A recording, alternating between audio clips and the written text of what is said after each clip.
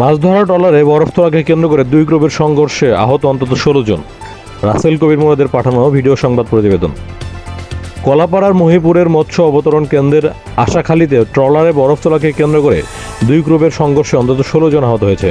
এদের মধ্যে গুরুতর আহত ৪ জনকে কলাপাড়া হাসপাতালে ভর্তি করা হয়েছে। বাকি ১২ জনকে প্রাথমিক চিকিৎসা দিয়ে বাড়ি ফিরিয়ে দেওয়া হয়েছে।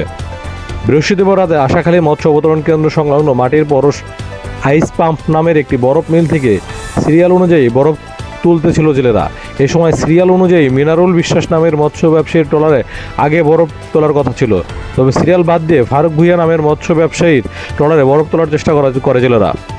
এই ঘটনা নিয়ে উভয় পক্ষে তর্ক বিতর্কের এক পর্যায়ে সংঘর্ষ জড়িয়ে পড়ে। এতে ব্যবসায়ী মিনারুল বিশ্বাসের ট্রলারের ১৬ জেলে আহত হয়।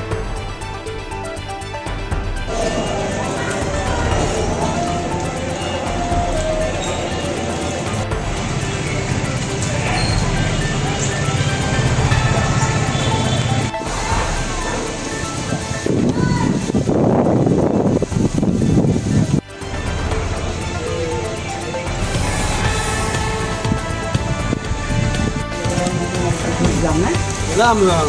Ini aku ram. Ini aku ram.